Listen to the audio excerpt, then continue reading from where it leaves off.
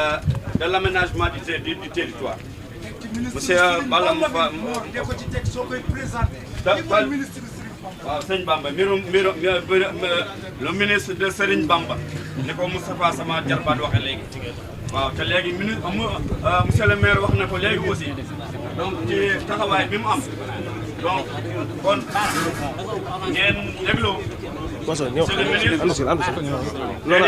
ministre le directeur du cadre de vie le coordinateur de la SONAGED le représentant du coordinateur de la SONAGED. Monsieur le ministre, vous avez la parole. Bismillahir Rahmanir Rahim. Wa salatu wa salamu ala rasulillah. Ñoo ngi wax assalamu alaykum mbooloo mi yëpp. Di nuyoo yoo xam ne mi ngi bàyyeekoo ci suñuy kilifa. Muy le président de la République, monsieur Bassirou Diomaye Diakhar Faye, ak le premier ministre Ousmane Sonko et l'ensemble du gouvernement. Comme ni ngeen ko gisee gouvernement bi ci ndigalu président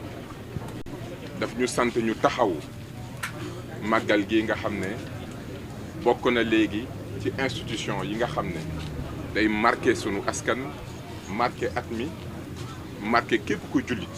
ndax màggal Touba suñu borom dogal na ne bésu Sénégal bu nekk bés boo xam ne bésu ñaan la bésu sant suñu borom la bés boo xam ne duñ ci def dara di ko rëccu kon bés boobu buñ koy séntu comme niñ ko xamee Touba yàlla dogal mu nekk dëkk bu sell te ku ne sell wax cet ñu jiituñu ci nag ndax ku xam Touba xam ne setal dëkk bi yitte lan ko def boo xamante ne nii semaine du weesu te juguñu waaye nag bi ñu dëgmalee liggéey bi le premier ministre Ousmane Sonko daf ñu sant ne lépp lu ngeen defoon daaw na ngeen ko yokk ndax ñëpp xam nañ yéene bi nga xam ne am nañ ko ci dëkk bi lépp lu ñu yëkkati rek buñ sañoon luñ fi def daaw ren day ñëw gën ko ñu ful ko ci njëriñu rek askan wi moo tax mënuñu dudul sant suñu jëwriñ ji sëñ Abdou Latif moom mi nga xam ne tey moo fi toogal suñu kilifa suñu lépp muy sëñ Mountakha Mbacké xalif général des Mourides yàlla yàggal ko fi mu ànd ak wér di kontaan lool bi mu ñu mayee ñu ñëw jokku ci liggéey bi taxawu ci ndax mën cee defaroo di gërëm président comité organisation bi muy Serigne Bassirou Abdoul Khadr Mbacké moom nga xam ne moom tam moo ñu yombalal lii lépp ci CRD ak organisation yi di gërëm képp koo xam ne rek jàpp nga ci liggéey bi di beral loxo nag directeur général cadre de vie Kososen ak directeur SONAGED Khalifa Ababacar Sarr ci liggéey bu am solo bi nga xam ne fekk naa ko ndax li mi premier ministre santaane ci dispositif ba ma fi ñëwee instruction yi ñu joxe woon matal nañ ndax tey andi nañ fi bulldozer boo xam ne lépp luy liggéey bu jafe dana ca taxaw andi nañ plus de 5 pelles mécaniques pour renforcer lépp luy aménagement li ci camion ëpp na 10 camions yoo xam ne lépp lu ñu tonn rek lépp lu ñu tonni dinañu permettre ñu mën ko génn dëkk bi yóbbu ko ci décharge bu weesoo loolu petit matériel bi moom ça se compte à plus de 200 unités chaque te loolu ëpp na li nga xam ne andi woon nañ ko daaw te ren li ma gën a bëgg ci dispositif bi mooy daa am dispositif buy gérer décharge bi am dispositif bu dee ci dëkk bi di nettoyer waaye nag am dispositif de sensibilisation boo xam ne tey ba màggal gi di egsi ñu ngi wër ci dëkk bi di waxtaan ak nit ñi te ndax xam ngeen ne ku ne set wax sensibilisation maa ngi nag remercier ñëpp di beral nuyoo sëñ Cheikh Thioro ndax bi mu xamee ne lii dañ ko war a def malgré liggéey bu xat bi ñëw na teewe ko jëmmal ko te ku ne xam na taxawaayam ci Touba ku ne xam na fonk gi mu fonk dëkk bi di remercier tam monsieur le maire ci dalal bi ndax Touba dafa bokk suñuy priorité sur les questions d'urbanisme sur les questions du cadre de vie sur les questions des collectivités locales barki démb gis ngeen bâtiment yi niñ ci amee jafe-jafe bâtiment yoo xam ne yu nuy tabax la bees waaye am ay jafe-jafe tey li nu bëgg a liggéey ci mairie bi lañ mën a jaar mu yombalal ñu ko ñu waxtaan ceeg ñoom waxtaan ceeg kilifa yi ba incha allah mairie Touba dinañ ko jox équipe organisation boo xam ne dina ko may képp kuy tabaxati mu mën a topp yoon wi nga xam ne mooy tax nga tabax ba yeggal te jafe-jafe du am. kon loolu yëpp su ma taxawee fii foog ma seedeel ko ci collaboration bu am solo bi mu am avec ministère bi nga xam ne suñ borom dogal na tey ma di ko jiite ci ndigalu président de la république ak ndigalu premier ministre. bëgguma fàtte kenn di remercier itam suñu mbokk presse bi ci seen taxawaay ni ñu taaralee bés bi ak ni ñu jàllalee message de sensibilisation yi ndax dafa am solo lool nit ñi xam ne waajal màggal daf ci bokk setal ak sellal lépp ci la bokk. te loolu yéen sunu mbokk journalistes yi liggéey bi ngeen ciy def ngir yëgal nit ñi xamal nit ñi lan la dëkk bu sell bi laaj ci sellal ak ci setal loolu mënuñ leen cee fay ñu ngi leen ciy gërëm di leen ci sant.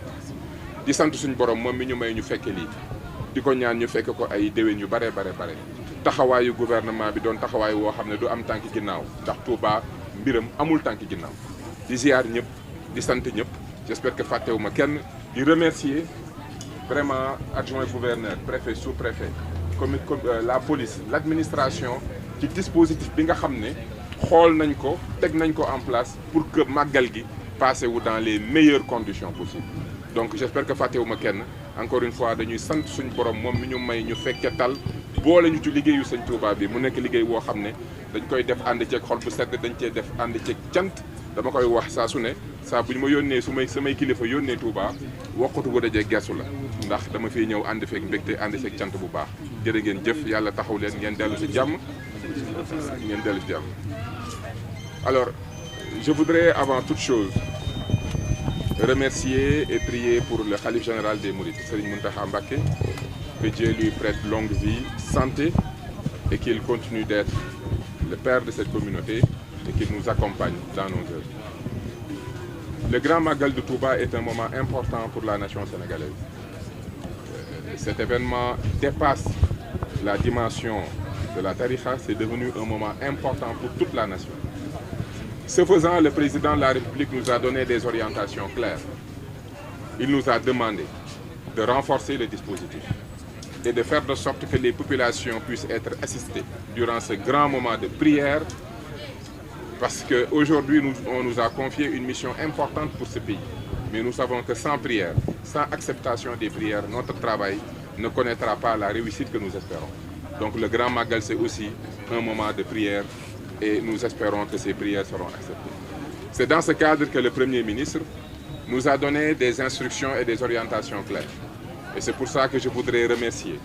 le directeur général du cadre de vie, M. Serigne Kosso Sène, et le directeur général de la SONAGED, M. Khalifa Ababacar Sarr, parce que l'ensemble des travaux préliminaires que nous avons eu à faire ont été respectés.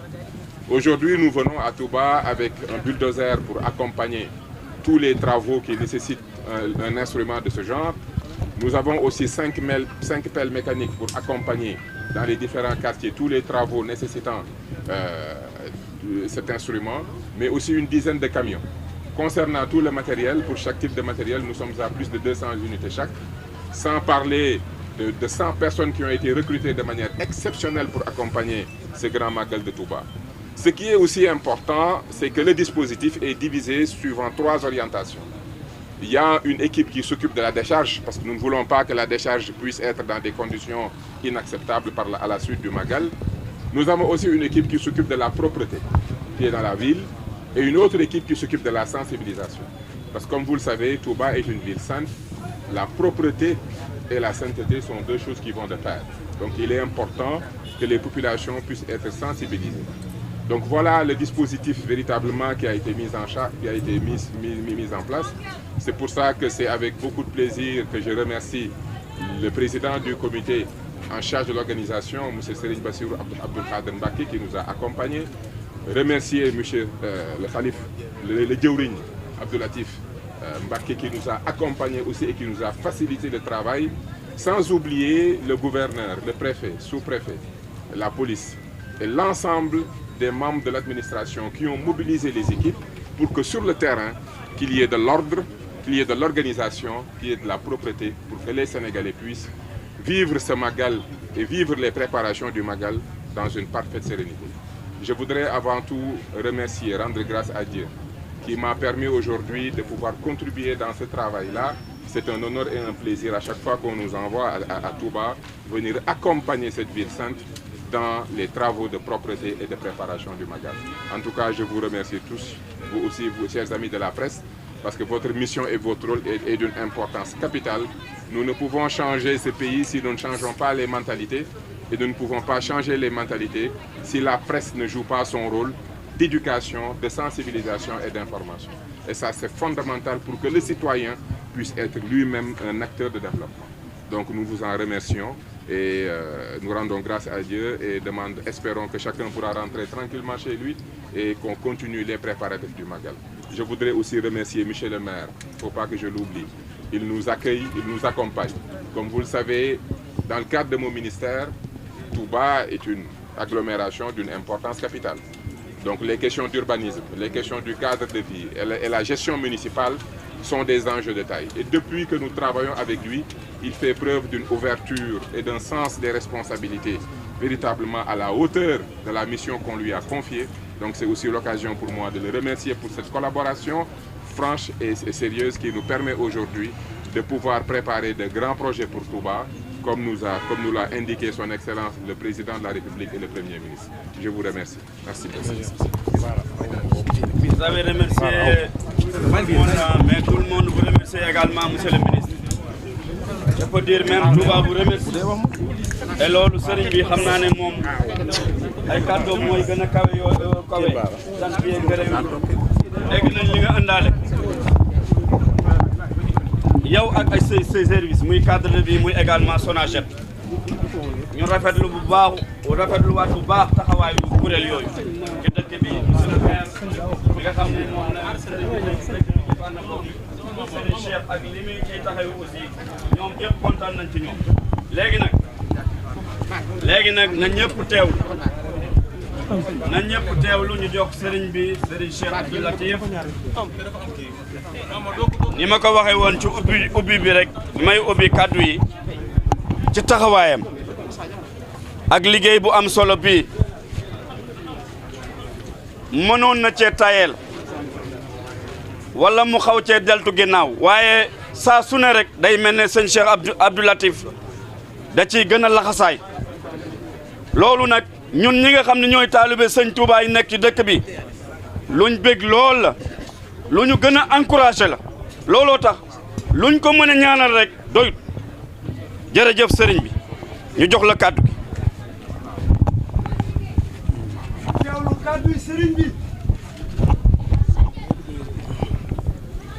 asalaamaaleykum wa rahmatullahi taala. sëriñ bi nee na asalaamualeykum wa rahmatullahi taala wa barakaatu. ñu ngi nuyu ministère bi.